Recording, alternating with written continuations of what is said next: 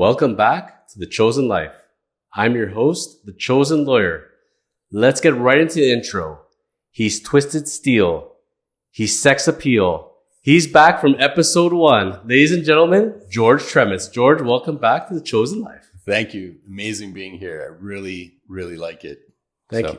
Thank you, man. Thank you. It's hard to believe. I believe now we are taping episode 18, if I'm not mistaken. Wow. Time flies when you're having fun, eh? That it does. It was just the beginning of the year, right? Yeah, we started off the new year, new podcast, new everything. And we said we'll see each other back by the next new year. But you and I both knew it was going to happen a lot sooner. And I told you we have to do it in person. And here we are, actually live now in person before we did it virtually. Yeah. But before everything else, let's start off with this, George. Episode 1 aired. We're back now. How's life been for you? What's been going on? Well, it seems like it was so long ago because I guess so much has happened, right? 18 episodes would be 18 weeks, I guess, right? Very good. Yeah, I can do math. You're a realtor. I know that's your cup of tea. Hey, they can't all do math, but anyway, just kidding. So yeah, quite a bit's happened. I mean, real estate market has been very interesting. It was super hot. It's cooled off. It's actually trending towards a balanced market now. Me personally, I've had the amazing opportunity to deliver a program I call Turning Prospects into Profits. But by profits, I mean Prophets. Yes, I can spell too. That's very deep. Yeah. Have you become a Buddhist monk? Like, that sounds very heavy to me.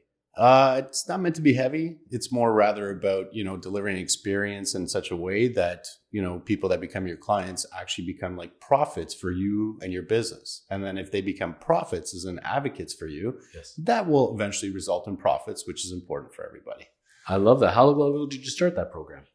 I think it was about 3 weeks ago. I launched it for the first time, and now we're looking at introducing it into a major gym chain, which I can't say the name at this point, okay, but that'll be interesting because I find these things transfer across industries and business and disciplines, etc. Right?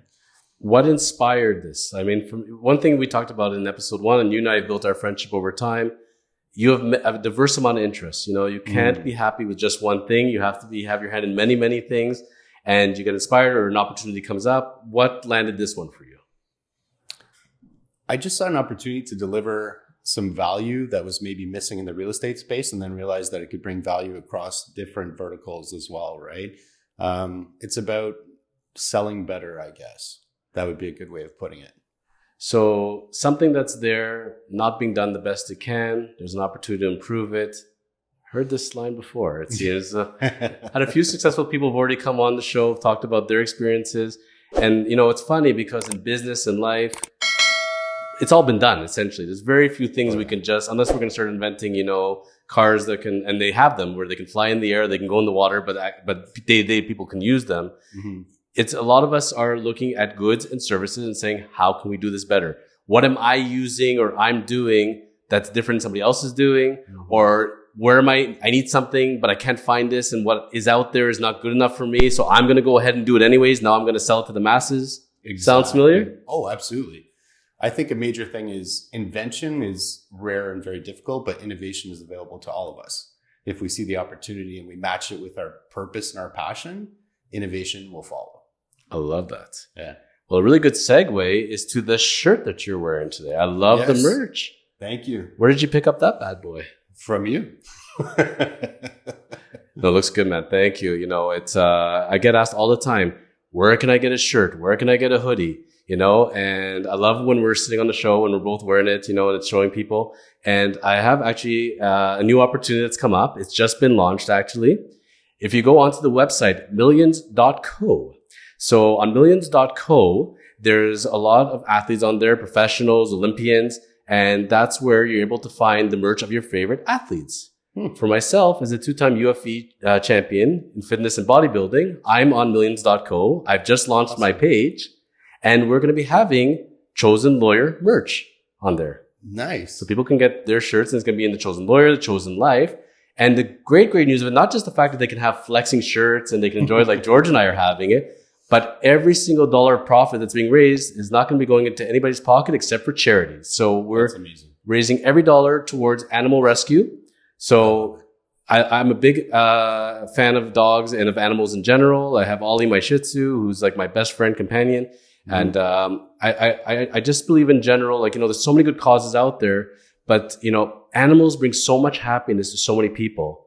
And they are these creatures that have their own hearts, their brains, their feelings, that they are real life creatures. People don't think about it. They're not that much different than us as humans, but they don't get to be able to control their destiny like we can. And a lot of them don't get to go into a great home, don't have an opportunity, and they fall through the cracks. And it's nice when animal rescues and other charities are able to go and help animals where they can't help themselves. And I love it, and I'm glad that we're gonna be able to go and have merch and also support a great cause. Absolutely, I love it. I mean, I can totally relate. Unfortunately, I lost my little guy this year. Oh, I didn't know that. I'm sorry, buddy. Yeah, I don't talk about it. And it's not going to be one of those shows where I start to tear up. So, but yeah, he passed away. I had a little cat, and they do touch your lives more than you realize. And, sometimes it's that expression, you don't realize what you had until it's gone. So yeah, I love the cause, and I'm definitely going to be contributing to buying some merch. Thank you. They're going to make great Christmas stocking stuffers, birthdays, bar mitzvahs, any occasion. It's chosen lawyer time, right? That's right. That's right. And that being said, thank you for that. And, I certainly hope everybody enjoys the merch. It really was born, the merchandising side of it was from a need, in the sense that people were messaging me and saying, how do I get my merch? How do I get my merch? And I said to myself, look, I'm in the merchandising business, and I don't want to go and print off thousands of these things and have a warehouse and have to distribute it. That's not my cup of tea, I'm a lawyer. I'm closing real estate transactions, and I'm podcasting. I don't want to do the merchandising side.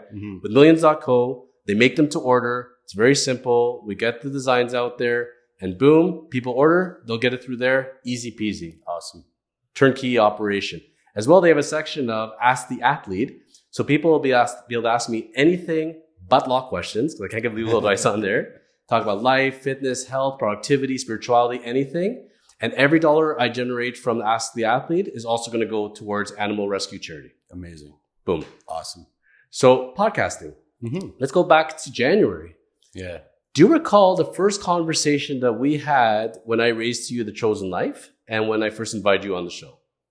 Does it ring a bell? Lunch? Okay. I remember lunch. Very Definitely. good. Very good. Definitely. Yeah. Yeah, that's when I knew you were onto something. A lot of people would have told me, you're crazy, you're a lawyer, you're so busy, why would you possibly get into it? You supported it from the second I raised it with you. Why? Your profession, your education, and one of your disciplines and talents shouldn't define who you are or what you can be. So just because you're a lawyer and very good at it doesn't mean you can't be very good at something else or even leverage that. I really believe the best practices in one industry are transferable into others, or one skill set can be used somewhere else. But the most important thing was, I saw you light up. I mean, I see you light up when you talk about the law, because you're sharing, you're serving, you're providing knowledge and assistance. But you lit up in a very different way. I saw a match between passion and purpose. It's like you found one of your whys.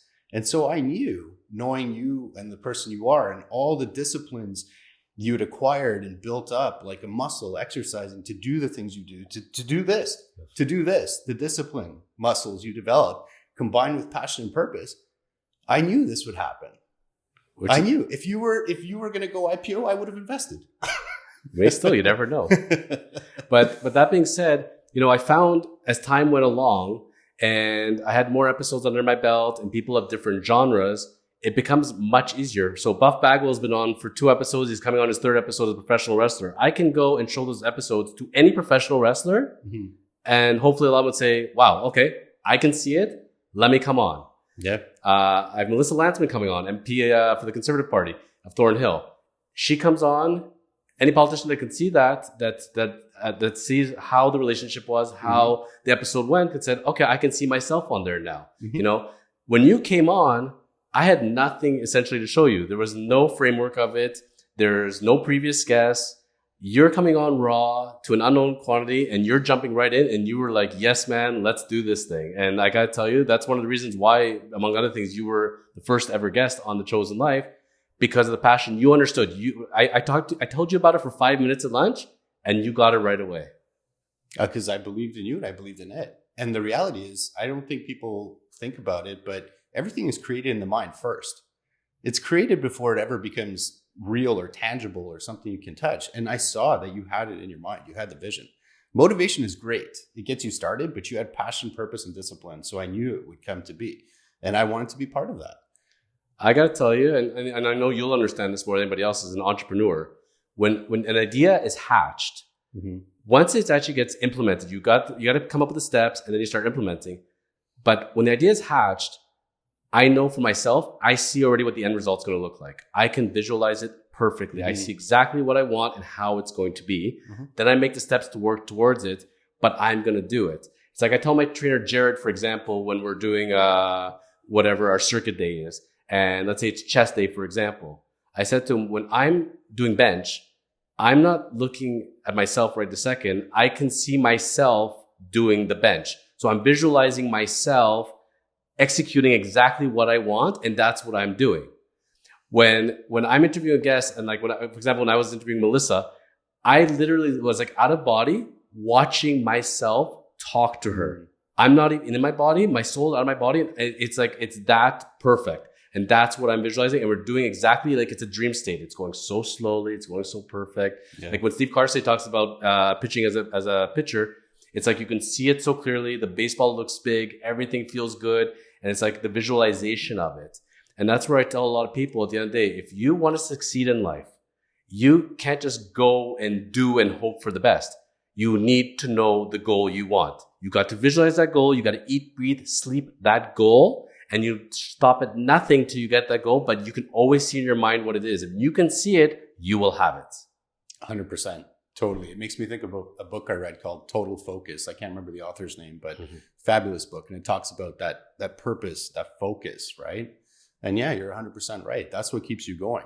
I mean, motivation is great. I listen to motivational stuff, but to me, motivation is like torque.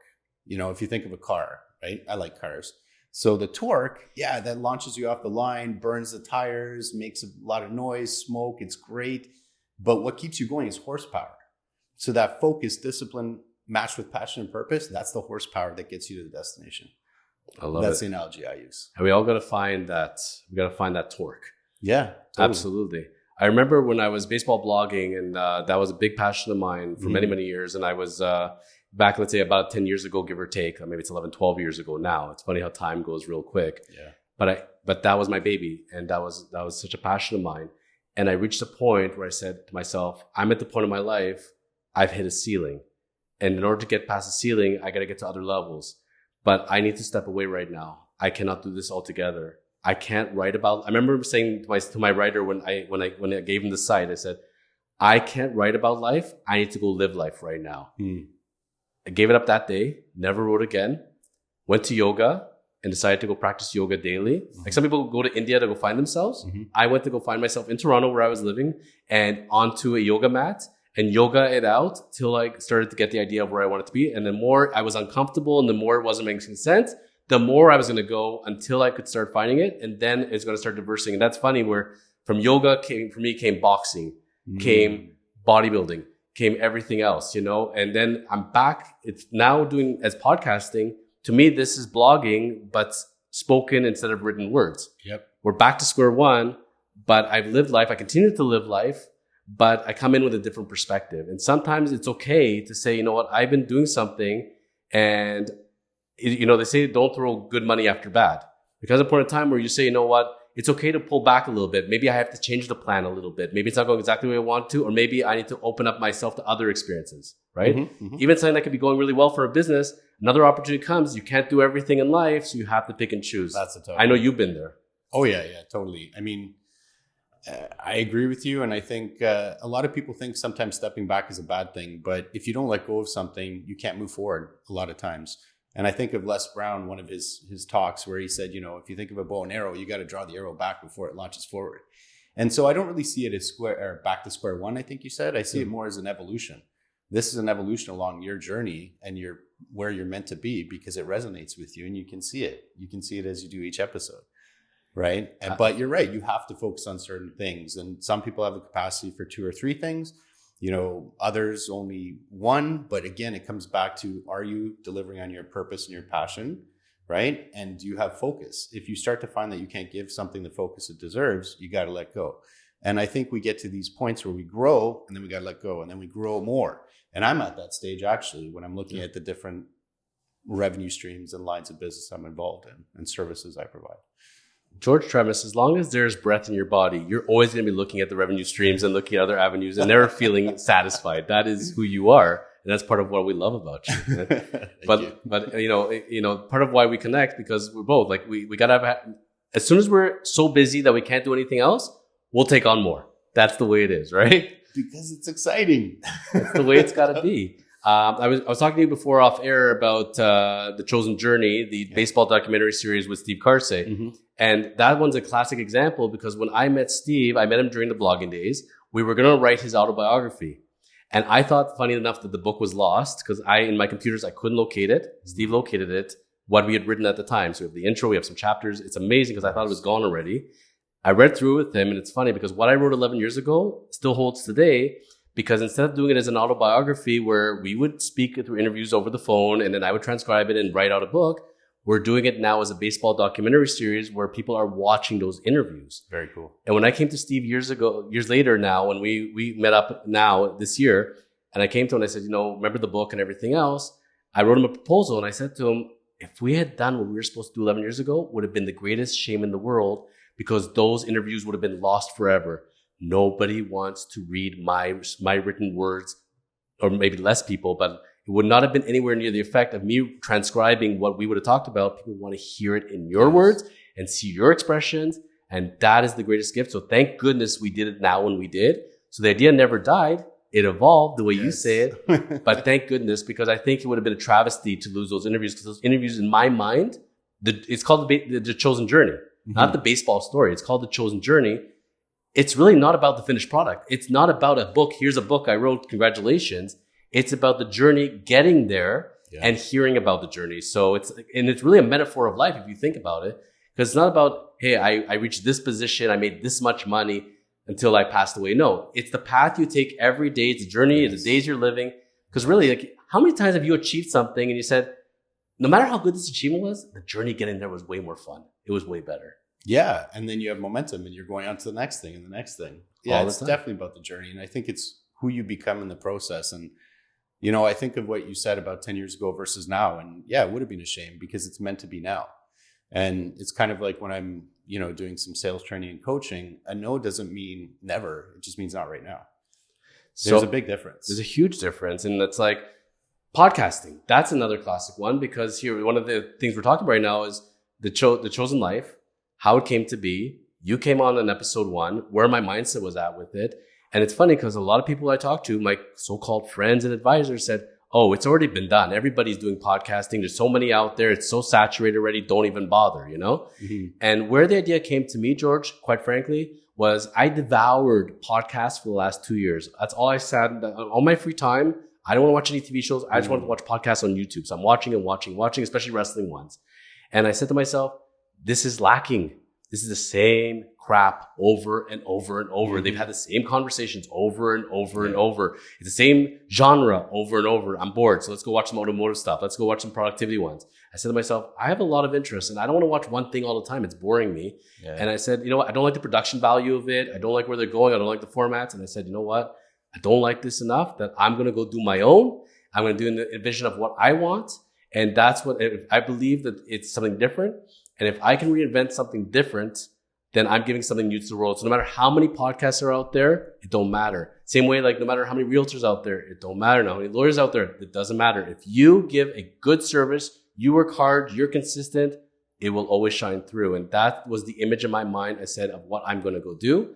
And I made the whole storyboard and the project board, slowly retained the right team, talked to the right people, put it together, and it did not air until it was perfect.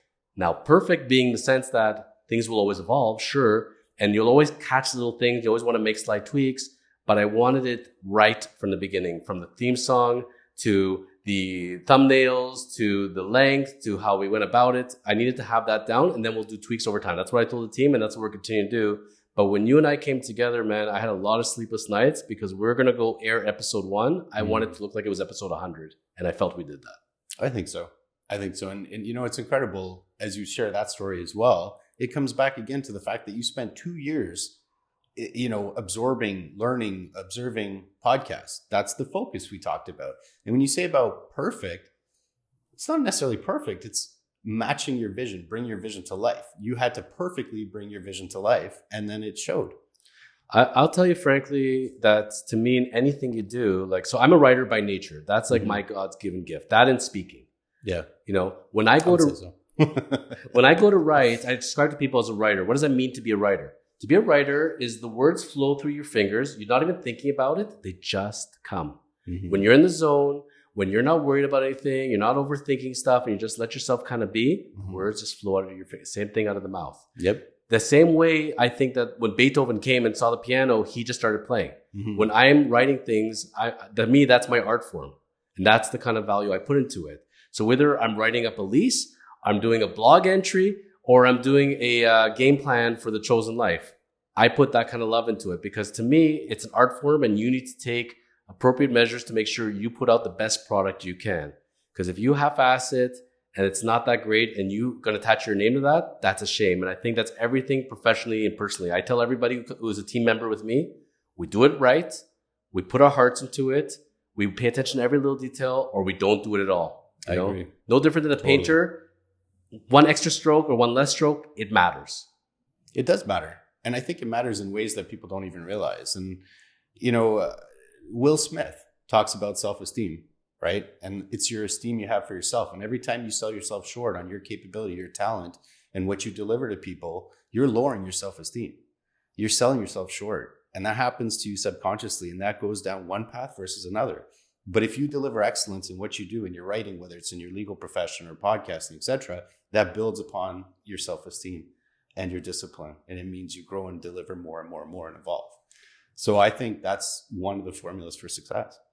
I know one of the first things that attracted me to you as far as working with you and our friendship, because I've learned this from a very young age, to listen. When you meet people that you value, that you trust, that you want to aspire to, listen to them, follow them. Absolutely. And not always even with their words, but watch their actions, everything.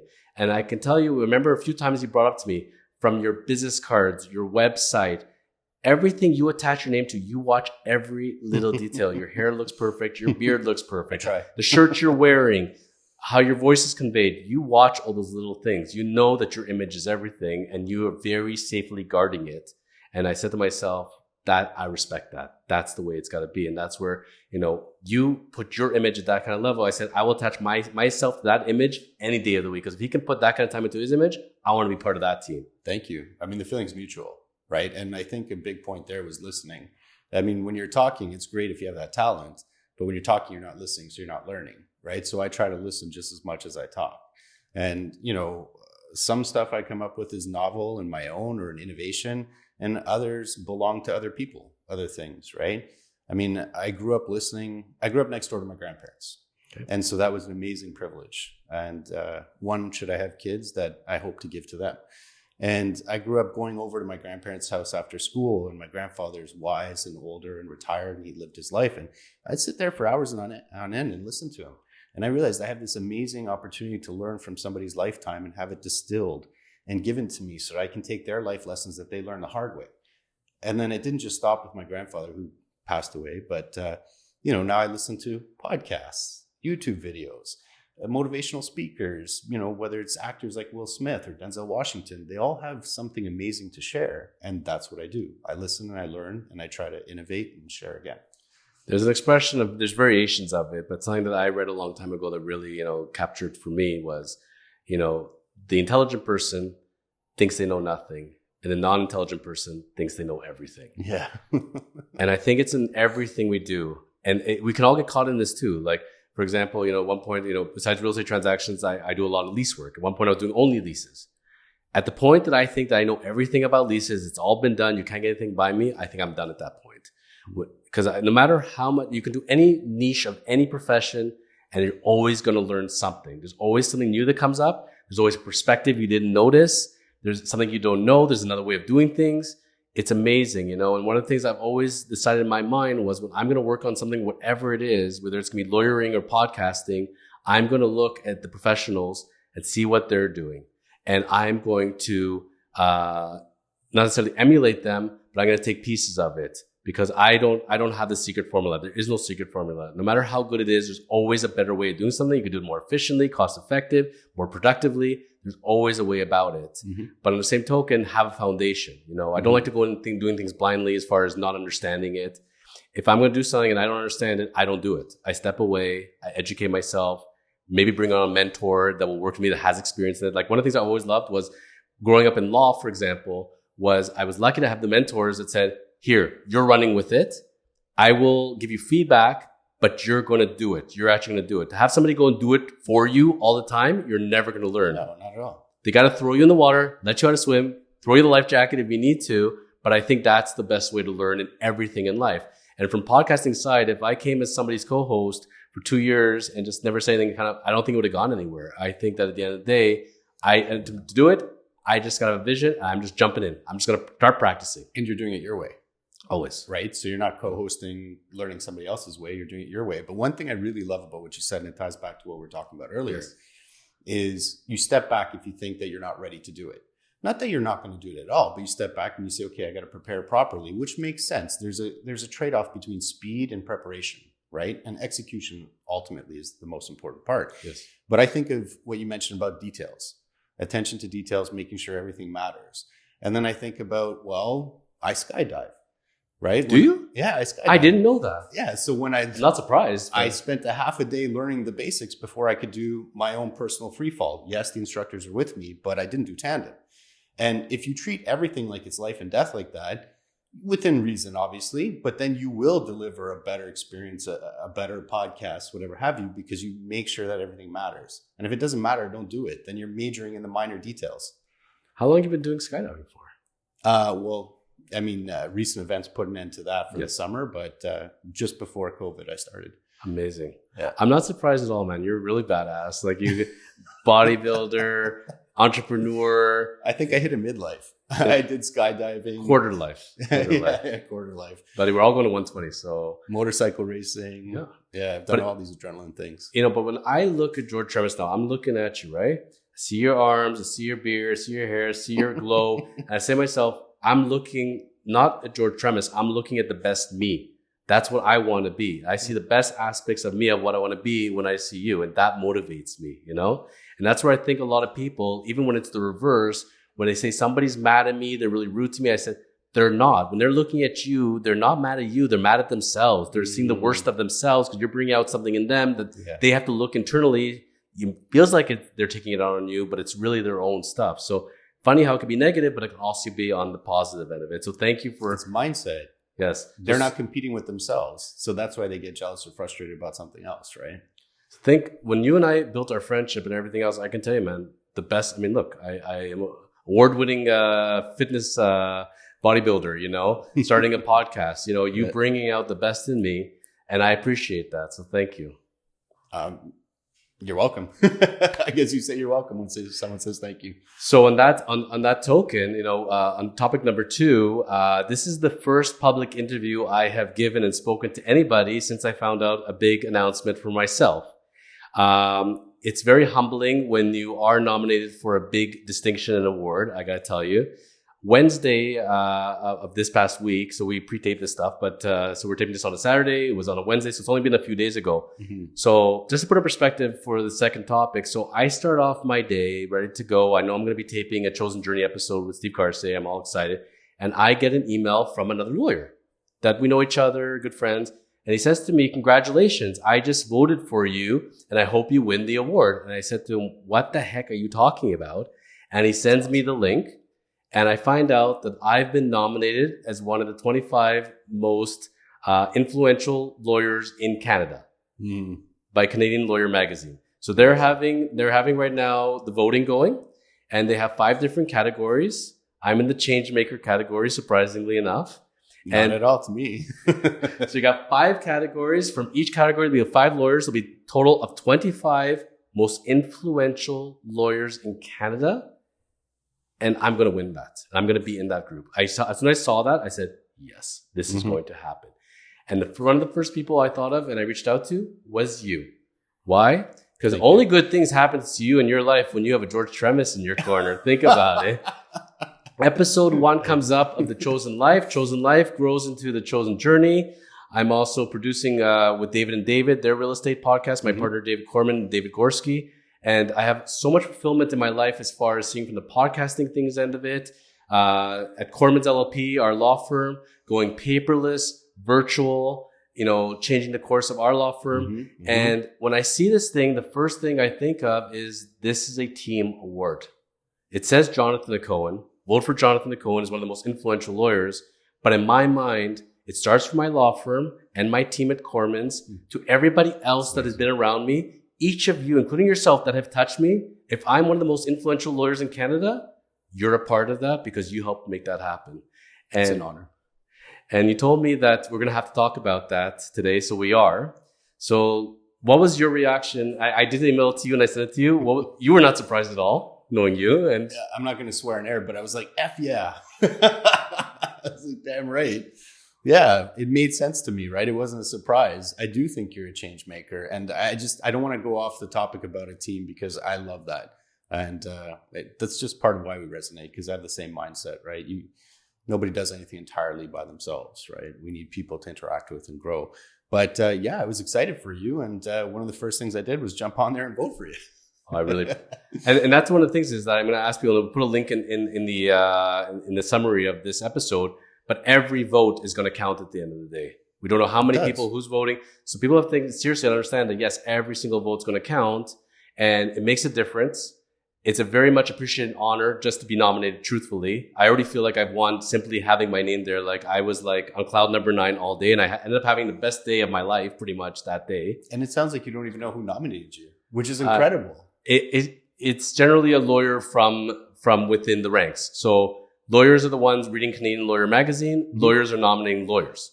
And when I got first... It's even more amazing. It's your peer group then, in that sense. Who's the first person that told me that voted for me? A lawyer in my peer group. Like, that's huge. And when people in your own industry are recognizing that, like, there's the 5 categories. The category I'm in is Changemaker. Somebody that's used technology and other means to evolve the practice of law and the mindset of the legal world in Canada. And I certainly, from the time I came to Kormans, it was in 2015, I had a vision for Kormans. I had a vision for law in general. I had a vision for my practice. And to me, I want to be in the future today. I want to be an innovator. I don't want to be a laggard. I can see where it's going. It's not that difficult. You go and look at what every other country is doing, what every other law firm all over the world are doing. What is the practice of law? What does real estate law look like in every other country? And figure out where we're headed and be one of the first. Don't be one of the last. And I had such a great team. I had my partners, Jerry and David Korman. Jerry retired. David and I are partners today. Best partner in the world. And together we sit, we talk. And when you come up with anything at the end of the day, it's a big vision. It's making the steps and executing. And I cannot do those 3 on my own. And that's where I'm lucky to have the team. And without the team, I'm not going to be able to do any of that. And I'm very fortunate where Kormans went. Today we are paperless. We're virtual. We adopted a program which was new, exciting. I had a DocuSign. It's called Singerfee. Love it. Where you are signing by hand, but through a computer. You can close any transaction in Ontario. You can be anywhere in the world and it doesn't matter. It's like you're there. There's no more printing off paper, scanning it, shredding it. No need for paper. There's no more need for staplers, highlighters. It's all gone. It's toner. It's over. You need your computer. You need your monitor. You need your keyboard, your mouse. You need an iPad or your phone. And that's it. You don't need anything else anymore. You want to take notes? Do it virtually. You want to send messages? Do them virtually. Add comments? Do them virtually. There's no more need for paper. No more files. No more nothing. I remember working at a law firm, George, where they had like 6 fax machines and the incoming faxes. And I knew that there was already virtual faxing here. Yeah. And it gets sent to you like an email. Why are we doing this? Are you serious? We're actually going to take them out of the fax machine. We're going to scan. Because this is how we've always done it. Right. And it's not, I hate the words, if it ain't broke, don't fix it. Oh, that's a terrible one. It's not that it's not broke. It can be done better. Let's do it better. So as far as for me to come in and saying, and especially in my industry, and I love law, I love real estate, but we are laggards by nature of what lawyers are. We are the slowest to adopt everything else. You can't say we. Well, maybe, the global we. But as far as, fair enough. But on the same token, we have considerations. We have the law society. There's things that are allowed, not allowed. What are the protocols, rules, regulations, blah, blah, blah, blah, blah. And we have to fight every end of it. We have to try to push the envelope, and we need to force to evolve, because at the end of the day, the firm is better, the team is better, and the clients are especially better. Who is going to win out number one out of everything when you evolve? It's your clients and customer. When I sit with a client, I tell them, I don't want you to think of me as a lawyer. I'm not here to lawyer you. I'm in the make your life easy business. My job is to take your BS and just make your life simple, and that's it. And when they have their team that's doing their job, the professionals, they just sit back and watch the deal close. That's how it should be in a perfect world, and that's what we should be striving towards. And the more difficult it is for the client and the customer, we're not doing it right, folks. And let's find a better way. You know, Jonathan, every time we talk, I just find more and more similarities. So while I'm listening to you, I have this expression I use with my clients, whatever client it may be in whatever revenue stream or line of business. I'm like your Advil. I make headaches go away, or I prevent them from happening. It's a little bit hokey, but they like it. They like it, but it's the thought behind it. It's the same thing you were talking about making sure that things are smooth, headache free. You're with me. Things are smooth, headache free. You're with me, right? Yeah. And about being at the forefront of change, I'd like to think we're people that we walk our talk. So it was about 15 months ago, I think I switched brokerages. I was at a great brokerage, but it was a traditional one. Okay. I switched to EXP. EXP is a cloud-based brokerage, one of the fastest growing brokerages in history. There's just so many things I could mention about it, but it was for that purpose. It was about, skating to where the puck's going to be instead of where it is right now. So if you want to be a change maker, if you want to be at the leading edge of providing the top service for your clients and whatever your business is, you got to look for those opportunities. So I just find another thing where we're looking to do the same thing. You did it with your business and Kormans, and then I did it by switching my brokerage so that I could provide that additional service to my team and my clients. And that's why we work so well together. But on that token, the truth is, the proof is in the pudding. You could be saying, love Jonathan. Jonathan's great to work with, but the ultimate compliment at the end of the day is that we work mutually on transactions. I always say, for you as a realtor, you have one of the hardest jobs in the planet. You are creating something from nothing. You are creating business where business is not there, and you need to find those clients, cultivate those clients, bring them forward, help them sell, help them purchase. That's sales at its most difficult. And if you're able to do it, you can be very successful, but not everybody's built that way. Then you come to the lawyer. We need to close the transaction. So you're the starting pitcher. You've been pitching 6 innings. Come to me now. We got to close the game. I can't give up the game-winning home run. We need everybody to win right now. Absolutely. That's the way I look at it. Absolutely. And for you to have that kind of confidence, and for the number of years we've been working together to rely on me, on Kormans, to be able to close your transactions, to me, that's the ultimate vote of confidence. Well, I think a really important distinction here is, because I get this question from agents and also from clients, why this lawyer versus that lawyer? And, and then they look at fees and they want to, nickel and dime over $100 when they're spending $1 million, which I find very ironic and humorous. But the real difference is everything's good when it's good. It's not a problem until there is a problem. But what I like about you and Kormans is that when there's a problem, you roll up your sleeves and you're tackling it right there with me. That's not the case with everybody or the we that you use. So that's one of the reasons for sure that, we continue to do business together in that area. And while we were talking, I think about one client who I won't name, who's actually in Israel right now. And we're doing things virtually, just like you are. Yes. And the individual I referred to you in the firm.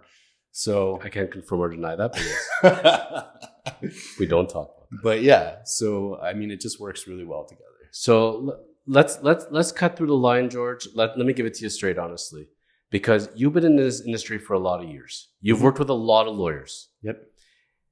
When you saw the category of Changemaker, sorry, I call it Game Changer, but it's Changemaker, and a top influential lawyer in Canada. When you think of myself, when you see my name versus seeing all those other lawyers you worked with, why did you cast your votes? Honestly. It was a no-brainer.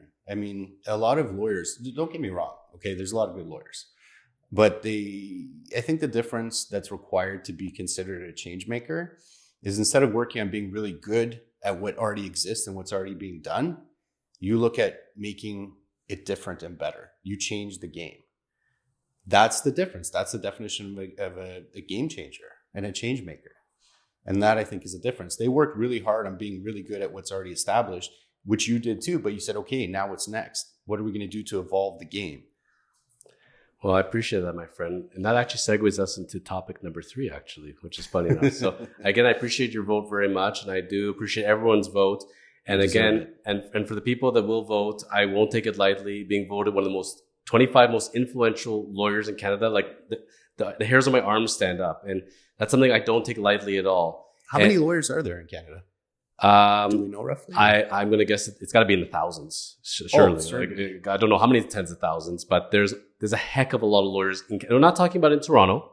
We're not talking about Ontario. Mm-hmm. We're talking about all of Canada, and we're talking about across the board of every area of law. That's huge. Huge. And there's the 5 categories. They're saying it was essentially the top 5 change makers, influential lawyers in all of Canada. I do not take that lightly at all. But anybody who ever interacted with Kormans at all, any of our team members, note that a vote for me is a vote for Kormans, period. And the one thing I think of as appreciative-wise, all those people, it's funny, I know you're saying it that way, and I should be looking more individually but I think of every single person that was part of my life and part of my journey. And that victory is very satisfying from a personal standpoint, but everybody who's touched me has been part of me. We all win, because everybody can say, I worked with him. I know him. I shaped him. He shaped me. And it's amazing how we all are on this journey together. And I feel like one of us wins, all of us wins. No different than the fact one day you and I were sitting in my office. You came in one afternoon, my friend. Yeah. And we were just talking, as we always do. We had a good time. It was middle of the afternoon. Got rid of my phone calls for the day. We're good. I'm working on some emails. And you said to me, what is going on, Jonathan? What are you up to right now? And I said, gearing up for my training for my big boxing match. It was in the early spring of 2019. And I said to you, by the end of the year, I'm going to be going in the boxing ring. I'm going to fight a charity match, and I want to go battle and do some boxing. That's always been my dream. I want to be Mr. T, and I'm going to do it.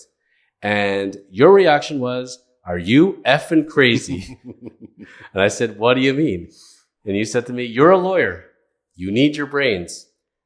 These brains are going to get scrambled potentially. There's so much risks for so little reward. Mm-hmm.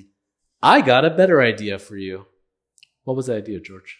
You wanted a milestone. You wanted something to achieve. And I just thought that your brain and your discipline and your personality was more suited to something where you're not getting punched in the head.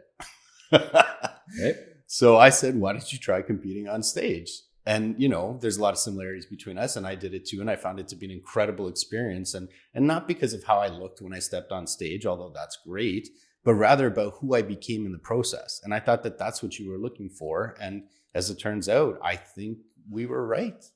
I think you were very right, my friend. Because wasn't it because I was hearing you speak, and I said to you, I don't know, George. I told everybody I'm going to be going in the boxing ring. I've been training for 2 years, and you said to me, you're going to be competing. The only difference is instead of using the weights to help your boxing, use the boxing to help your weight, and go the reverse side. Mm-hmm. You're putting all this time to make your body in shape and good for boxing.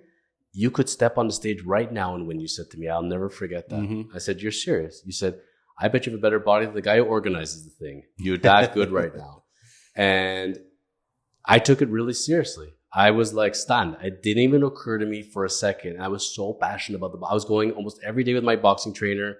I got injured so many times. Mm-hmm. I tore this twice, tore this once, tore my groin once, my calf. I didn't even tell you. It was bad. Like I was in and out of the sports clinic. I didn't even know that. Yeah, I was going in and out of the sports clinic. And then they have this magic cream that they make this concoction. And you rub it on the problem area and it heals real quick. And every time I have to go get this concoction and the doctor looks at me and says, stop boxing. And we're not even doing headshots yet. Okay. So not even headshots. This is just body shots. He goes, buddy, you're in your 40s. You've not done this before. I get your passion, but please do anything else. And the doctor was begging me. And I said, no, I said, I'm going to do it. But God, yeah. And then you bring this up and I said, this is making a lot of sense. And then I had no idea that you had competed before. And I was like, wow. But and I also fought in the ring before. So I had my head hit a few times. So I figured you don't want that. So you never told me that. But the thing is, if you told me you had competed, I probably would have said, oh, no, I'm definitely doing it. So even now I'm like, oh, he did it? I should have done it. No. But on the same token, I can tell you, I took a couple of headshots. Mm-hmm. It sucks. It sucks. It does suck. It's like, I remember falling once in tennis and bouncing my head off of the pavement and having a concussion, what that's like. That's child's play compared to what it's like when somebody gives you a boxing concussion. And when you get a good rib shot and a kidney shot, mm-hmm. it's like all the life is completely sucked out of you. It's amazing how you're gasping for air and they're just standing there. And if it's a real match, you're done. Yep. It's scary stuff. It's no joke. And I've been to boxing matches where I've watched the people, the professionals compete, and then watch them on TV the next time around. I remember one guy and he went into a coma. Like he got hit really hard. He walked himself down to the dressing room. That's the problem. And then he collapsed and went into like a coma for months. And it's no joke. I've seen where you had charity events and like if you don't have the right trainers, if you don't have the right training, and even if you do, all it takes is one shot. It's not a joke. Like people say, so much fun. I want to do boxing.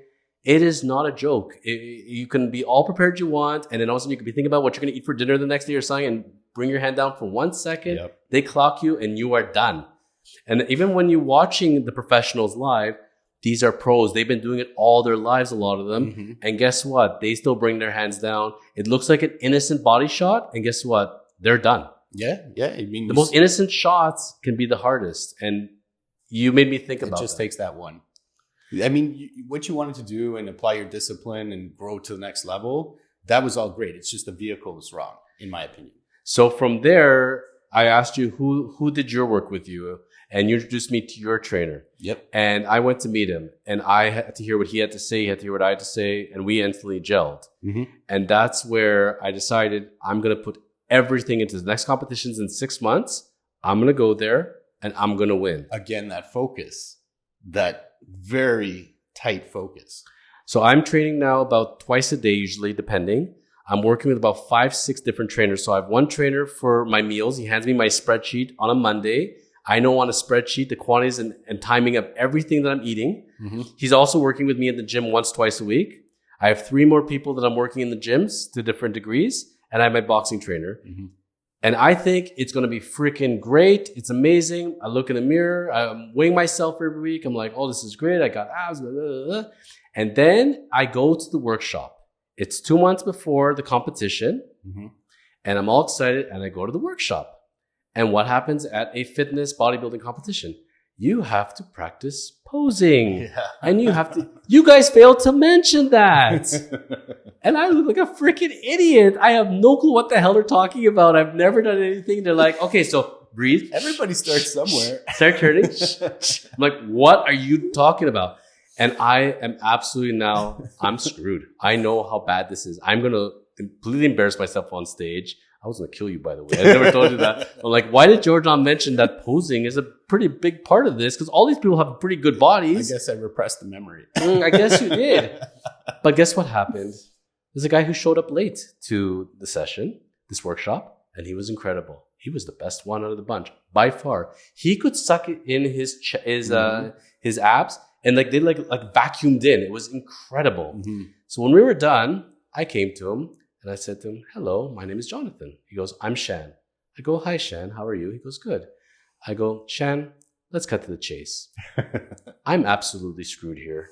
And we have this competition coming up in 2 months. And I'm not going to embarrass myself. And you are the absolute best guy here.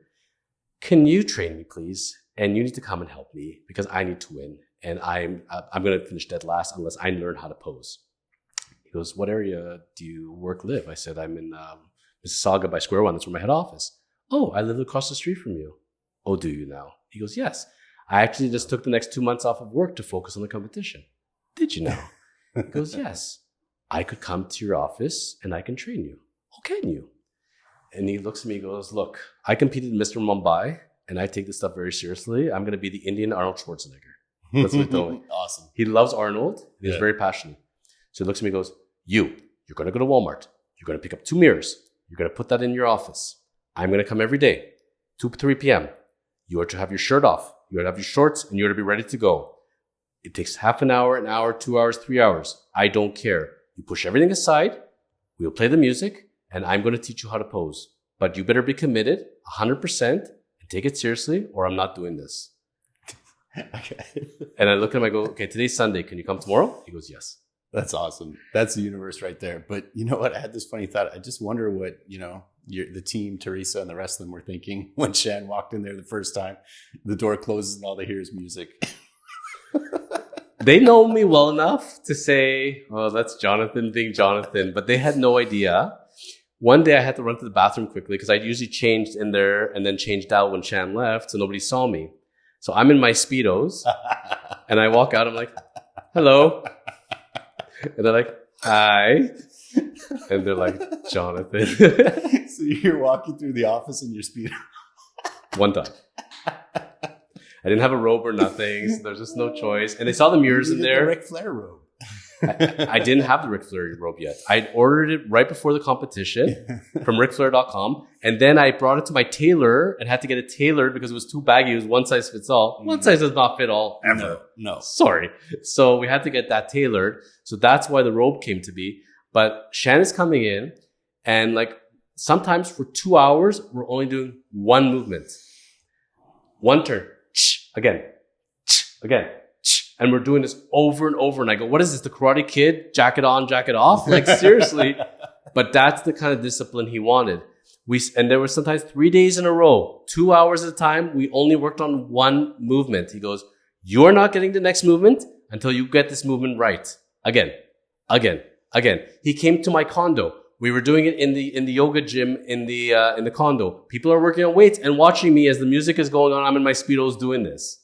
We went down to Mississauga by the Square One area. There's a near City Hall. There's a whole stage there in the freezing cold. Went up on the stage, practiced it. Yes, outdoors there, the stage at City Square or whatever it is. He goes, you'll appreciate it more when it's a nice hot building. So it's cold right now. Now you're going to be doing it out here. Wow, that's like Rocky style training. It was the worst. Shan made my life freaking miserable. Oh man, I love this story. I didn't know this part. It was bad. Like, so here I am having still to put in that many hours at the gym, working with the boxing trainer and having the disciplined eating. And I'm still practicing law and running a law firm. And guess what? We need to pose with Shan for 2 hours at a time every day. You know what? I love this story. And the takeaway is don't say you don't have time. Like, there's two things that I kind of laugh about when people say, oh, I don't really have time for that. Or must be nice. Must be nice. Dude, it's an iceberg. You don't know what goes into that moment. It's all the stuff below. It's not a lack of time. It's a lack of priorities, as was said in a different episode of The Chosen Life. Correct. And as luck would behold it, Shan was also competing in the competition. So I rented an Airbnb in Hamilton, in Ancaster close by. I got a lower level in a mansion. It was because it's Ancaster. It was cheap. We were staying in this mansion, and Shan brought the food. Shan went with me to the tanning salon. Made sure I had my tan perfectly on. And Shan saw me every step of the way, every step. And it was unbelievable. And I got to tell you, man, I was so beat by the end of this because there's so much going on. And like, you got to get your body cut and everything else. Mm-hmm. When I showed up finally to the competition the night before, I remember, and then the morning of, I come into the men's dressing room, see all these guys there and they're all serious. And I'm like, hey, sausage party, what's going on? And everybody just starts laughing. And one guy looks at me, swear to God. So he's looking at me. He says, you're the flexing lawyer guy on Instagram. Awesome. It's a small world. Awesome. So right away, I connected with all the guys. And the funny thing out of it is, let's say there's like 70 guys in there. No, except for one guy, everybody hated him because he was like really being a jerk and trying to like sabotage everybody. There was one of those kind of guys. Yeah. Everybody was helping one another. They're like, hey, here, I brought some rice cakes. Here, why don't you have some of that? Yeah. Hey, you know what? I saw you did this. Why don't you try this? Let's do a pump together. It was amazing how everybody was looking after everybody. There was no ego in the room. I wish we did one together. It was the best. I'm just thinking about the dressing room ahead of time, and everybody's zonked. Yeah. Like I can picture it. I know it because it's actually so draining. It's not the physical. It's all mental. That's the challenge, the real challenge. And everybody's just so zonked that morning. But for you to come in and say, hey, sausage party, what's going on? That just fires everybody up. That's awesome. And what people don't realize, when you are in the audience that night on a Saturday night and you're watching the performance, they already competed in the morning. Mm-hmm.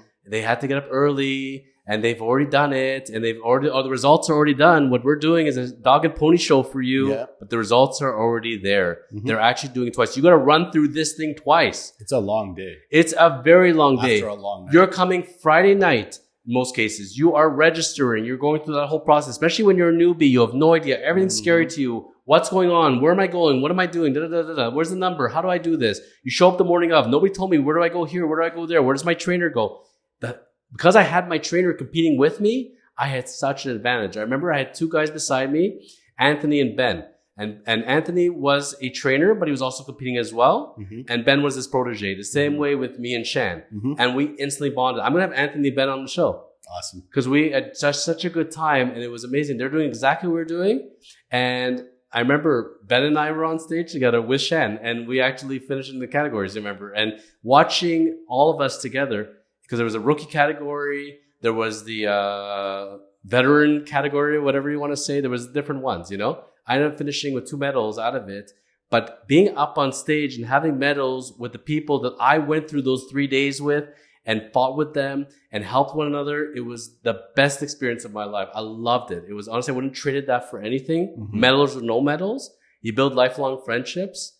For anybody who hasn't done it, doesn't matter you finish first, you finish last. Just going through the process, feeling it, you feel so good about yourself. Just the fact that you showed up, you won. The fact that you had the guts to go on stage, pose, try, you won.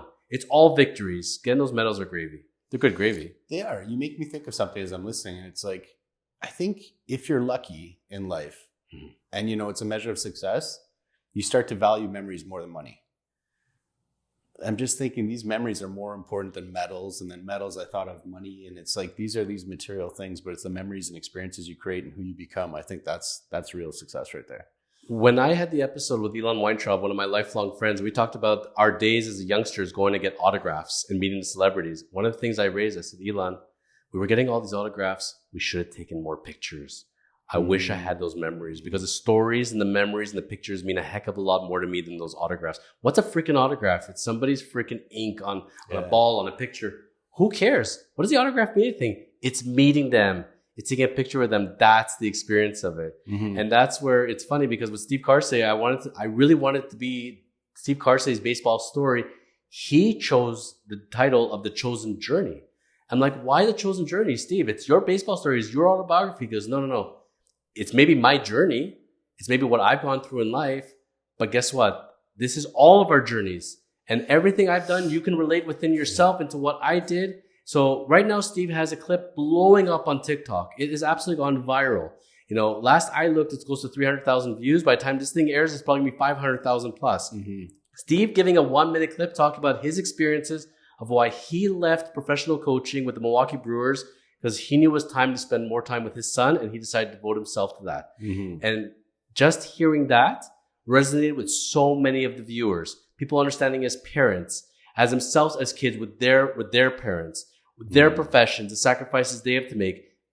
Most of us are not professional baseball players, but in some way or another, hearing Steve's words and the way he went about his life, we can all relate to that in some form or another. True. So at the end of the day, it is about the journey.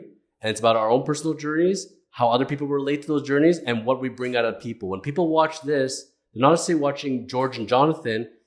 They should be looking within themselves and saying, what have I done with my life? And what journey have I taken? Yeah. And what sacrifices do these people make? And what sacrifice can I make? And how can I be the best me that I can be, really? Absolutely. And I thought to myself as I was listening to you, the Chosen Life podcast, it's not your show. It's everybody's show. It really is. Right? Because everybody can find something in it if they listen and they engage and they absorb it. I think this belongs to everybody. People ask me all the time. You're the founder and creator, but you're giving it to everybody. People asked me, they said, what is this podcast? I don't understand. I need a categorization. I see you have a wrestler on. I see you have a baseball player on. So it's a sports podcast. No. Oh, you have a politician on. It's a political podcast. No. I think in my mind, it's every single thing I've touched, every single thing I like, other people's experiences, other things people brought of interest, and we're throwing it all in the blender, and it's everything. You never know week to week who we're going to meet, what we're going to talk about. It should never be the same thing twice, and that's what makes it freaking interesting. Because you know what? In my life, I want differentiation. I love steak, but guess what? I want to eat Mexican tomorrow. Maybe I want to eat Italian. Yeah. Maybe I just want to take a slice of bread and put some butter on it. Whatever it is, it's no different with this. I think that at the end of the day, in all our lives, if we just, I can tell you, George, that when I look back on my life, I'm sitting here in my mid-40s. I sleptwalked through the first 30 years easily. I did not live in the moment whatsoever. I was constantly looking to the next thing. I never celebrated any accomplishment. No matter what I did, it was never good enough. Yeah. I was very hard on myself. Yep. And then I said to myself, when I actually read the expression to stop and smell the roses, I'm like, I have never gone for a walk and actually smelled the air. My walk purpose was so I can get walking, so I can be healthy, because I need to go home and I need to go do other things. What about walking and actually enjoying the walk for the sake of the walk? What about walking and actually smelling the air? I walked through 30 years. And I said to myself, it ends today. And I'm going to enjoy every freaking moment I'm on this earth. And I'm going to stop doing that. And guess what? I don't know how much time I have. I hope I have till 120. But it's not going to be just quantity of life. It's quality of life. I want to wake up and I want to feel good about myself. I don't want to feel under pressure. I want to feel that I'm not good enough for people. And I'm not good enough for myself. The truth of the matter is, no matter how hard people were on me or good to me, I was hard on me. I was my worst critic. And I was never going to get anywhere until I learned to love myself and appreciate and embrace what I was, understand my strengths and my weaknesses, and be good with that. And stop trying to be somebody else and stop trying to be who everybody else wanted me to be, and embrace who I want to be. And when I accepted that and I loved that, and I said, okay, this guy's quirky and he has a weird sense of humor, and he's trying to help people. And if you understand his sarcasm, guess what? I learned to understand myself. And that's where within me, when you look at this picture, this is not necessarily about me being an egomaniac. Yeah, I love it. It's not Photoshop. Those were my actual guns, and they still are. I know. I saw them live. But in my mind, this is somebody that had no talent, simply had discipline, made a choice in his life that he's going to do it the hard way, and he's going to build himself into something. And so every common day person that thinks, you know what, it's too late for me. I'm too old. I have no talent. I have no skills. No, you work hard enough. You make a game plan. You have the right team. You can make something of yourself. I did that, and I want that to inspire other people to be the best them that they can be. That's amazing. Period. I love it. So that being said, George Tremis, segue to topic number 4. Okay. The George Tremis story. Because my question to you was, I know when the light bulb went off in my head. I can remember it vividly. I remember being in my 30s. I remember being in yoga one day in Shavasana, and the class is about to start. And you know what I pictured, George? I pictured myself in a box. And I said to myself, oh my God, I'm going to die one day. It is all going to be over. I am literally not going to be alive on this earth, and I don't know what's going to happen from there. And I started bawling my eyes out. It really hit me. And it wasn't that I was afraid to die. It was my realization I wasn't living. I was afraid to live. I was holding myself back. And I remember that moment vividly.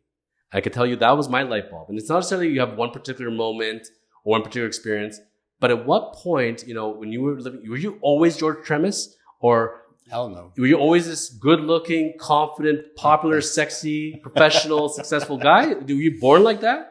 Or when did that happen? When did you evolve? What was your shaping?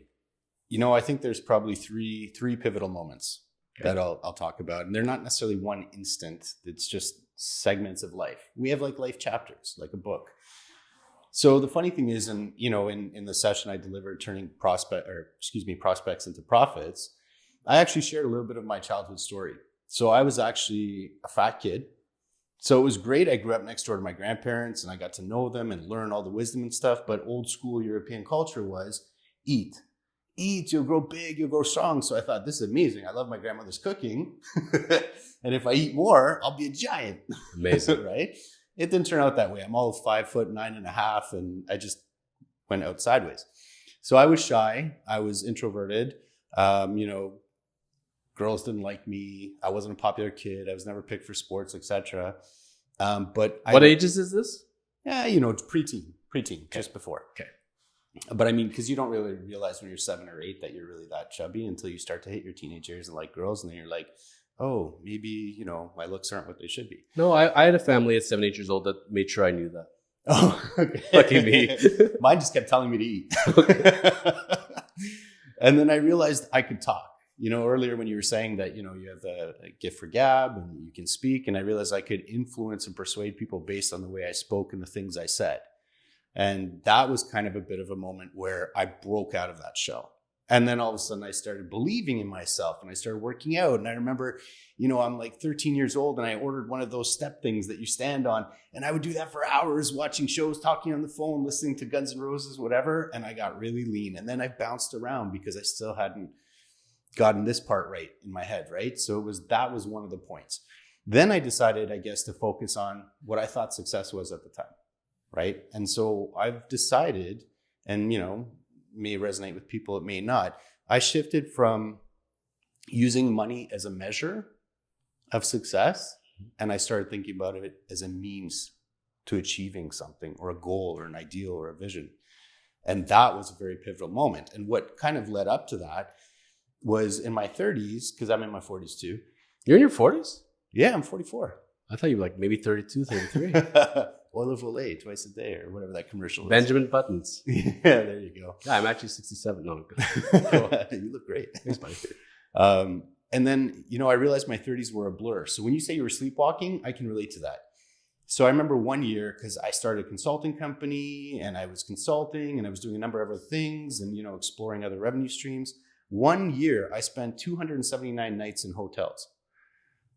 I would fly home every other weekend, pick a bunch of stuff, buy stuff, get my contractor to put up big screen TVs, this, that, the other thing, not really enjoy it, fly out the next day. And I'm like, what kind of life is this? Yeah. And that's when I was chasing money. And I was chasing some kind of status that money was going to give. And that became my purpose, but it wasn't my purpose, right? So I kind of blew past that part and said, no more, right? Money's not going to be a measure of how I value myself. It's going to be a means for me to achieve things. That's when I started skydiving, motorcycle racing. I got race certified in motorcycles. I started doing all kinds of stuff, scuba diving, you name it. I told you you're a badass. I just played at it. So that was the second pivotal moment, right? Mm-hmm. And then I think the last one was when I actually found my personal why that really resonates with me. And, whatever success I achieve is also attributable to yourself as well and other people that helped me get to that point. And I think the pivotal moment was I went through this program called The Crushing Truth, about trying to figure out your purpose, your passion, your why. And I was asked the question, and it was a whole program, but there was one question in particular. Okay, you're on stage. There's an audience of all the people you love and care about. What do you say to them, right? And so I had to think through that thought exercise. That was followed by, okay, great. That session went well. You were standing up on stage. You were talking to people, sharing, giving emotion, experience, etc. Now you jump in your own private plane. You have all the money and resources in the world.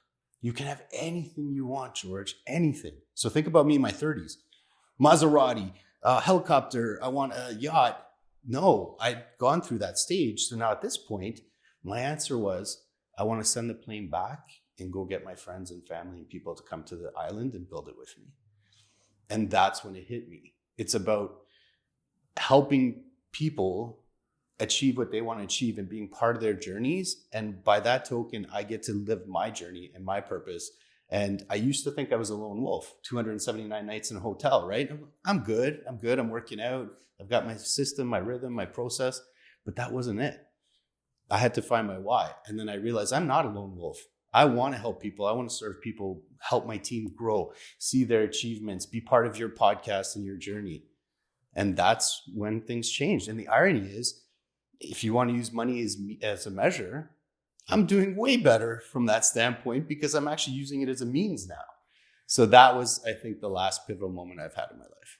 It's funny because I put down the topic. One of the things I put at the end is, how did you become George Tremis, giving love, energy freely?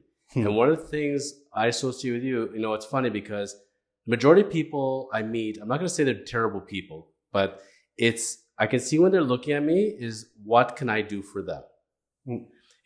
I feel like they're sucking my energy. They're sucking my time. They want something, and that's the calculation. I can see the calculation in the mind, and that's human nature for a lot of people. That's fine. I get it. I'm not going to fault them for that. But one of the things I'll say about you is, when I see you, it's not what you don't, when you're looking at me, it's not like, what can I take from you, Jonathan? It's like, what can I give you? You know, you are there to give first. You know, I think of myself as a Jubu, a Jewish Buddhist. Mm-hmm. And I love that, by the way. Thank you. Thank you. It's a thing, by the way. And the whole thing about, you know, as a Jubu mentality is, you know, I can be Jewish. I can study Buddhism. Doesn't mean that that's my religion per se or spirituality. It's whatever I want it to be. I don't need to have a label on it, you know. But I like different readings and different mindsets. And, you know, the idea being is, you know, I often ask myself, why are we here? What is the purpose of this? And I think I figured it out, to be quite frank. It's not about how much money you can make and how much stature at the end of the day. It's that every day you're lucky to be alive where other people are not. And are you enjoying it? Mm-hmm. I think to myself when I'm doing things, George, and when I started coming to this mentality is, when I'm doing something, does this make me happy? Makes me happy? Let's do it. It's not making me happy? Then let's rethink this. And I think it's in everything. I see so many people that are working at jobs they hate and married in relationships that they don't love the person and they hate their lives. It's not necessarily the job that's the problem. It's not necessarily your spouse or whatever it might be, but it depends on the person. I think at the end of the day, it's too easy to blame others in other circumstances. They don't want to look within. That is the hardest thing possible. I'm going to move. I'm going to change where the city I live in. I'm going to change the type of residence I'm in. I'm going to go live in a bigger house. I'm going to live in a condo. I'm going to go live in a country home. I'm going to change my career. I'm going to change my job. I'm going to change my spouse. I'm going to go to India and find myself. The person and the thing that you cannot run away from is your mind. Mm-hmm. And that's one of the things I found in yoga. The hardest thing possible is to lie there and be still in your own mindset. I've been told by so many people, I can't do yoga. It's not my thing. I'm too fidgety. I can't sit still. That's why you have to do yoga. Exactly. The more you can't do it, you need to do it. I'm scared of heights. Me too. That's why I jumped out of a plane. That's why I did Leviathan. You got to do it. And that's why I did Leviathan twice. And that's why I did in Mexico 7 zip linings. Yeah. Higher. And I have a deathly fear of heights. But at the end of the day, you're kind of skydiving. It's mind effing yourself. It's telling yourself, I know, okay, and I'm doing a bench press with a weight that I don't think I can do. I'm telling myself, you can do this. You can do this. You can do this. You can do this. You can do this. And I keep telling myself that over. I chant whatever mantra I got to do, picturing myself doing it, and then I do it. I did no different on Leviathan, and I'm sure you did no differently on skydiving. Mm-hmm. But at the end of the day, it's believing. You're coming with me, right? To skydiving? Yeah. We'll talk about that. Okay. No promises yet. I can't get you to commit. I will absolutely not commit to that yet, but I will tell you I will definitely take it under consideration. We'll offline it. but at the end of the day, it's living the life that you want. Mm-hmm. The life that makes you happy. The chosen life. That's why they call it the chosen life. You're choosing the life. I always say you're either living the chosen life or you want to live the chosen life. And one of the things I love about you, man, is again, you're not a vampire energy you're going to take out of everybody. You add to people's life. You look at people and say, hey, how can I make your life better? Hey, I'm here. I could be a resource. Hey, let me tell you something. You give freely without asking for anything in return. You don't ask for a thank you. You're putting it out there. And when you put good things out there, good things will come back. That's just the nature of the beast. True. I mean, I think of 3 things that I have to share. One, please. Denzel Washington. Yes. The most selfish. Good friend of yours? No, but I'd like to meet him one day. I love what he says, and I believe it's authentic. He says the most selfish thing you can do is to give to others because the feeling you get, the joy, and it comes back to you. And so I try to live that, right? And it also fits in with my why, my purpose. And the other thing is, I guess people can ask themselves what's most important to them. So if I think about the end, because you said, you've pictured yourself in a box and, I'm going to die one day, and we all are going to. And yep. I just feel like I don't have enough time. You know what I mean? Like I wish I could live another 50 years. But anyway, that's another story. I think to myself, on my last day, or when I'm done, I want it to be that so many people come to pay their final respects or thank yous or whatever have you, because I touched their lives and I mattered to them and I made a difference, a good, positive difference. So many that the church is overflowing, they can't even accommodate everybody. Not because I'm a prime minister or the president of the US, but because George was good to me in my life. And so that's the difference. That's actually what matters to me. I love that. And one of the things that's funny, success and secrets of winning customers and clients is you start from number 1, a place of abundance. I don't actually need you. I have enough business, so I'm not begging you. Mm-hmm. But number 2, I do want to work with you, and here's what I can offer you as a value. Mm-hmm. But it's not coming and selling on somebody and not forcing them at the end of the day. If I could take 2 things out of this, as far as when I see George Tremis and I see the best me I can be through you, is I would tell everybody else, number one, when you have an issue in your life and everything else, ask yourself the first question, what part did I play in this? Not environmental factors, not other people. Stop trying to blame everybody else. What did you contribute? What did you do? What could you have done better? I can tell you, George, I don't care about the result. But if I can look in the mirror and say I could have done something differently or I should have worked harder and I did not, that's when I'm hard on myself. Even when I have the success, when I have the result, if I know that I really have to ask it and I did not do enough, that's when I'm hard on myself. If I know that I did everything I could and I feel good about that, I don't care about the result. Self-esteem. That's it. I'm okay with that. But number one, I'd say to everybody, if we all look within ourselves and start off from an accountability point of view with ourselves, I think our relationships will be much better with everybody else, our personal and our professional relationships. And number two, when you're looking at somebody across the desk, across the table, at the dinner table, you're a professional you're working with, a colleague, ask yourself, what can I do for them? Without asking for anything back in return. Instead of what are they going to do for me? If every friendship is built on the fact that this person's not doing enough for me and they're not good enough for me, I don't like their social standing, this person is beneath me. It's not a friendship. It's not a friendship. That's transactional. It's terrible. But that is the reality of our society for a lot of people. Yeah. You should look at everybody at the same level, no matter if they're the president or the janitor. There's nothing wrong with any jobs. It doesn't matter. Don't have to look at what their title is. Doesn't look at their experiences. Do you like this person? Do you believe in them? Do you want to help them? Think of how you can give before what you could take, please. It's how you show up. You know, I had this discussion with clients of mine. We did a lease, okay? And, you know, realtors will tell you there's not much money in a lease, right? And they said, you know, thank you so much. We went out so many times. You know, you treated us like we were buying a $10 million house. And I said, listen, if I choose to take you on as a client, as a lease, it doesn't matter if it's 10 million or a million. I made the choice. So I have to show up and deliver my best for you. And that's what you're talking about. You're a person of extreme integrity. You've never faltered from that. You've never BS'd me. I've seen you when times are tough and the S is hitting the fan. And that's when, you know, it's funny. When times are good, everybody's good. When times are bad, that's so true. That's when you see the people turn on you. They're yelling at you. And then the next second, oh, buddy, I'm your best friend again. You are the consistent regardless. You're like, this is not, you almost took the words out of my mouth one time. You said, it's not about the blame game right now. Let's get the result. Let's put our heads together and let's just get this done. Yeah. And that's what we do. Yeah. And that's why we love working. And that's the kind of experience we want to give everybody. And that's the fun way of doing it. Absolutely. So our last topic of the day, because you're a busy man, I appreciate you making the time today. By the way, you trekked over here to the studio. I wouldn't miss it. Buddy, I would have driven twice as far. And I know you would have. And I would do the same for you in a second. Thank you. And I'm glad we didn't wait till the new year to do this. It was a great timing. It's just funny because... I'll come back in the new year. You'll be back. Oh, for sure you'll be back. But it's funny because I can tell you from a personal perspective, selfishly, I really had a good week this week. And I had one of the best days I've ever had. And Amazing. Just when you start the day, when you know that you've been nominated for one of the greatest distinctions as a lawyer, you have a great documentary series. You find out that a clip from that series is blowing up. And how do I end the day as I'm about to go to bed? James Hinchcliffe, the NASCAR driver who was Dancing with the Stars, messages me confirming his time slot to come on The Chosen Life. You don't get better than that. That's a day. That's a day. You know what? I want to point out something here. Yes, sir. We talked about the Chosen Life podcast being successful. One of the things I realized too is you're willing to pick up the phone. So, you know, say what you will about Jordan Belfort, Wolf of Wall Street. I love that line when he's like, your life sucks, pick up the phone. You're behind on your car payments, pick up the phone. Now, picking up the phone is an analogy, and I use it in the sales context as well.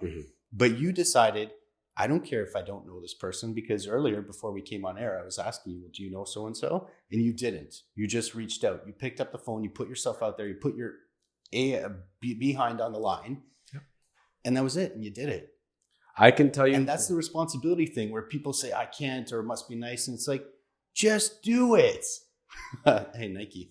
I can't tell you how many times I get rejected. And I do. It's funny because I don't just write out The Chosen Life, Planet. I also recruit the guests, and I do a lot of behind the scenes recruiting, which people don't know about, because also I'm producing the show, essentially. I'm the director, the producer, the writer, blah, blah, blah, whatever. I have a big team behind me, but I'm the one getting the guests, namely, at the end of the day. And I get a lot of rejection, absolutely. And I can tell you something, looking back 10 years ago when I was blogging, I would not be able to have done back then. I would not have had the courage to stand in front of a microphone, having millions of people potentially listening to me and my guests. I would not have the guts. It was easy to hide behind the writing, you know? And that was my confidence within me. when I heard your story, I thought to myself, I was really shy growing up as well. I could tell you I didn't say 2 words until I was 18. When I had to work at the Gap as a greeter, I wanted to S my pants. Like, that's amazing. You leaned into it. I was so afraid. I'm in the most major mall, Yorkdale Mall in Toronto, Ontario, Canada, at Christmas time, and I have to greet people, and I want to die. I could not do this. And like, I'm all beet red. I'm like sweating buckets. Wow. And it was my greatest fear because I just don't want people to hate me. I don't want people not to like me. And I was so afraid of it. Now I don't care because I know one thing. You like yourself first. Number one. And if they don't, it's their loss. I can't control that. I can be the best me and they may love it. They may hate it. I can't control that. And I don't live in their heads. And there are people, I remember as a young lawyer, I wanted to win over everybody. If I thought somebody had a negative opinion of me, I would work night and day trying to convince them. Otherwise, it bothered me so much. Now I realize I can't control that. And we should not be worrying about what's out of our control. If we've done the best 100%. We can, we try to build a good relationship. Guess what? 99% of people like you, take it. Topic number 5, buddy, as we wrap up today. In fact, I would take 99% over 100%. If you try to please everybody, you're not yourself. Take 75 over 100 if it's the right one. Yeah. Absolutely. Exactly. So it's time to fantasize, buddy. Topic number 5. We're going to think big now. We have to wrap this up, and we got to think about big business now because I know you're an entrepreneur and you're a shooter and you're always looking for the next big score. So there's a couple of big opportunities that come up, and I want to run it by you and see what you think. Okay. So we have Twitter. That Elon Musk is looking to pick up, okay? And I believe they're $43 billion is what he offered for them, okay? He's going to put the consortium together. I'm a big baseball fan. The Washington Nationals apparently are being valued for sale as well through the Lerner family, and apparently they're valued at $2 billion. The Lerners paid $450 million in 2006. Listen, we're already talking $2 billion. We might as well talk $43 billion. What's the difference at this point? If we can put together the right group, and you had to get one. Never mind the money of it, because imagine, anyways, the majority of it's finance, anyways. Like, you're a figurehead, and let's say you're going to get sweat equity out of it. Do you want the Washington Nationals? Do you want Twitter? And why? I think the Nationals would be fun from a celebration standpoint, being out at the games, the players. But from a practical standpoint, Twitter. Okay. Tell me why. Communication is everything. Okay. Twitter is a platform for communication that has so many people following it. And it's not about how much it's costing or how much it could grow to. When you control the message, you control communication. That's everything. Words have power. And so if I can control words, for good, that's a superpower. So Twitter. I take Twitter. So that I'm going to be doing the reverse. And I'm very sorry about this because we did not rehearse this. I don't even know if you read the script before I sent it to you. You probably did. You probably skimmed over it, but you're a busy guy. But chances were you were going to go with Twitter, which is what I expected and hoped. And the reason being is because, so first of all, are you a sports fan? Was it for the reason you thought? For the exact reason, yes. Okay. Because I kind of know how you think as well. That's why I also picked it, because I know I wanted to shoot big. And I know how big communication is to you. Yeah. Are you a sports fan in general? Somewhat. Not, it's all relative, right? So I'll watch games, but for me, it's a social thing. So I'd rather go out to the game, etc. I'm not one to sit down in front of the TV and watch sports. So if I give you the opportunity, for example, to own the Toronto Maple Leafs, the Toronto Raptors, would you be cool with that? Would you be like to have that title? Yeah, for sure. You'll take it, right? Yeah.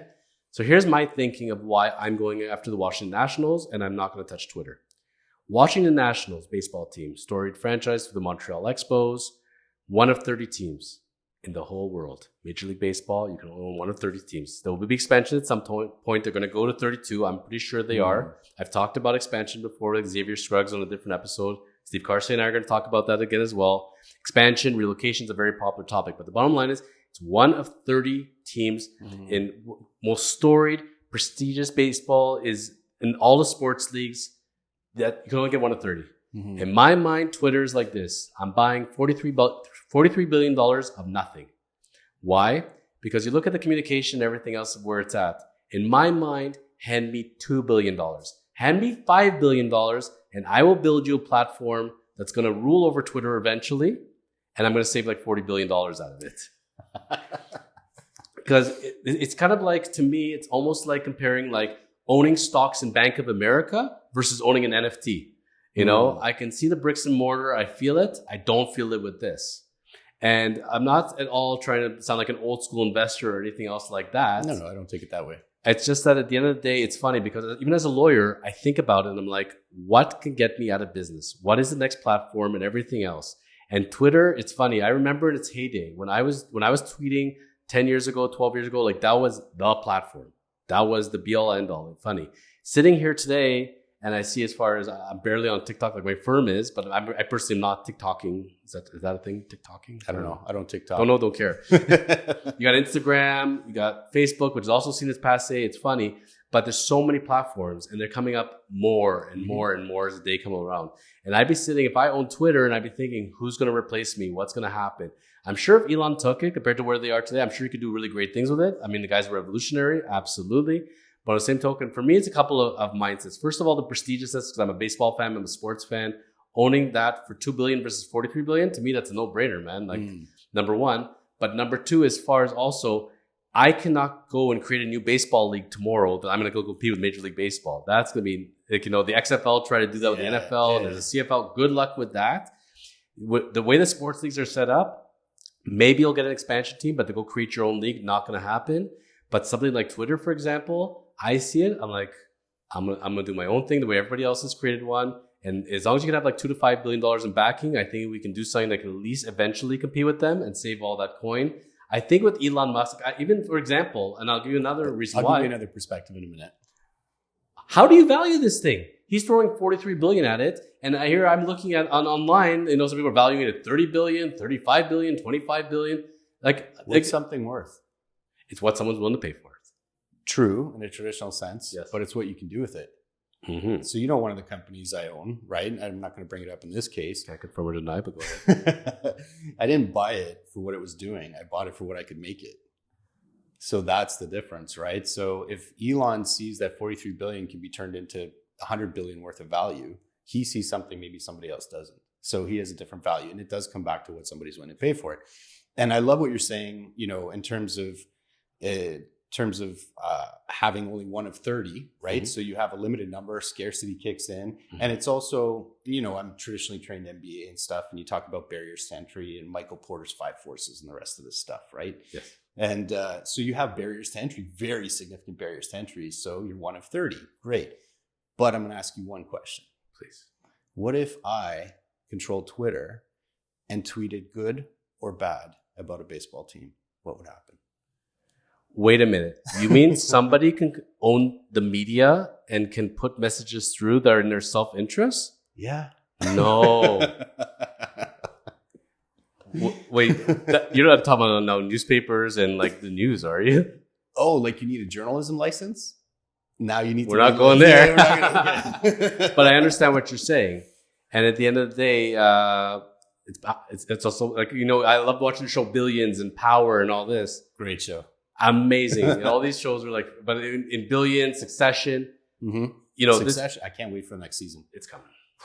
That show, man. Kendall, man, you're so badass. But on the same token, the messages are clear there is they have the means and they're paying beyond the means simply to send a message and to show they were able to do it. Mm-hmm. And that's a huge thing. And I can understand that Elon Musk's reasons for having Twitter at the point he's at is way different than mine. Mm-hmm. I often say that I notice something, people that are successful. They've reached the epitome. They've achieved all their life goals and beyond for 10 lifetimes. They still do what they do for a simple reason. Mm-hmm. Because they are challenging themselves to see how far they can take it. They got nothing to lose now. They've done it all. They can die tomorrow a happy person. So either you stop and just go off to the sunset, or you see how far you can take it. You're playing with house money now anyways. Money's not the measure. It's just a means. I think Elon has accepted your analogy in that standing. I think so. I'd like to talk to him about it. Elon? I can certainly tell you, George, if you're able to have him come on The Chosen Life, I'll have the three of us anytime together. I think we'd have a fantastic Why don't we conference call him?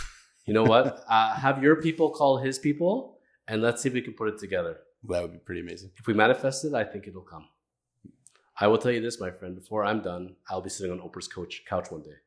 You know what? I'm going to make a request. Let's get Grant Cardone out here, too. I'm a big fan of Grant Cardone. Okay, perfect. We'll put the list together. As we're summing up today, George, what is the George Tremis 2022 looking like? What's your game plan? What is your immediate, where are we headed? I think I'm going to narrow my focus a little bit more and focus on the things that are more aligned with my purpose and using money as a means to get there. So I love this kind of thing. I'll be back anytime you want. And I'm going to focus a lot more on my speaking engagements. So you look back on things, it's funny. Only somebody can be as Ric Flair said, none of you can be first, but all of you can be next. Woo! and you were the first, and that would be the distinction nobody else would ever have. Thank you for that honor. There's a reason why, my friend. Who do you want reaching out to you, and how do they reach you, my friend? Anybody I can help or be of service to, that I can bring some value and we can grow and evolve together. And they can reach me on my social media platforms. There's GT1 Realty Group, Instagram, Facebook, George Tremis on Facebook. We'll put it all in the summary. There's multiple ways to reach me. Type in George Tremis. There's only one. I saw you're even on TikTok. Yeah. Good job. I am? You are. Yeah, see, the thing is, my last name, I'm pretty lucky. So if you Google search me, you'll find me. Amazing. Tremis. T as in tango, R-E, M as in money, I-S. Like I said, he's twisted steel and he's sex appeal, baby. George, it's been an ultra pleasure. It's been a great conversation. Time flies by in a moment. And one of the first things that when I met you and everything else, then we decided to birth the podcast was you and I had such great conversations. Yeah. Let's share it with the world. And that's what we did today. Absolutely. So as we're signing off, you're going to embarrass me today because your arms are so big. But are we going to flex? We're going to flex. Keep living. Shows in life. Thanks, brother.